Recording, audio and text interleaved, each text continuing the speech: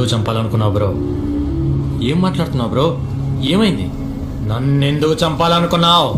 నేను నిన్ను చంపాలనుకోవటం ఏంటి బ్రో? థియేటర్ దగ్గర బీఆర్ బ్యాచ్తో అటాక్ చేయించి బోరబడ్డ బుజ్జి మీదకి డైవర్ట్ చేశావు.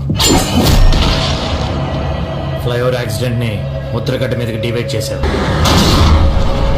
30 రోజులు అయిపోతుంది, ఇంకా వాణ్ణి వీణ్ణి నమ్ముకుంటే లాభం లేదని డైరెక్ట్గా నువ్వే వచ్చి హోర్డింగ్ ప్లాన్ చేశావు. నీకేమన్నా పిచ్చా? హోర్డింగ్ ప్లాన్ చేయటం ఏంటి బ్రో?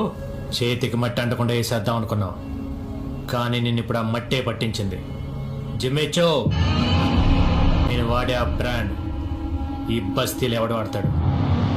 ఎందుకు చేశావు?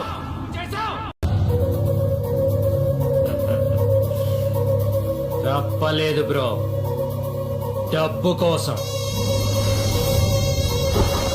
ధనం మూలం ఇదం జగత్.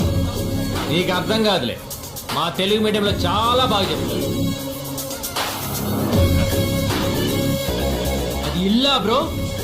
ఔటర్ రింగ్ రోడ్కి 5 కిలోమీటర్ల దూరంలో ఉన్న స్వర్గం. పిలిస్తే పనుల్లో, అరిస్తే సెక్రటరీలు, ఆవలిస్తే డాక్టర్లు. అరే నిల్చుంటే స్నానం అయిపోతుంది, పడుకుంటే పగలైపోతుంది, సుక్క పడుతుంటే రోజు అయిపోతుంది. ఒక్కడు బతకడం కోసం 100 మంది చేస్తున్నారు బ్రో. ఆ ఇంట్లో ఆ ఐశ్వర్యం 30 రోజులు అనిపించేది కాదు బ్రో, 100 ఏళ్ళు అనిపించాల్సిందే. అప్పుడు డిసైడ్ అయింది బ్రో, నాకు బ్రతుకుండాలంటే నువ్వు బతికొండకూడదని. 25 ఏళ్ళు నడిచి నడిచి ఫస్ట్ టైం స్కూటర్ ఎక్కాడు. మీ ఫాదర్ ఏం చేశాడు? నేను అదే అడుగుతున్నా, ఏం చేశాడు? పుట్టినప్పటి నుంచి ప్రేమతో కాదు, పేదరికంలో పెంచాడు. అయినా దేశంలోని రోగాలన్నీ ఆయన బాడీలోనే ఉన్నాయి. తింటే ఆయాసం, తినకుంటే నీరసం. సరిగ్గా ఫుల్ మీల్స్ తింటే పోతాడు బ్రో, ఎప్పుడు పోతే ఏమో.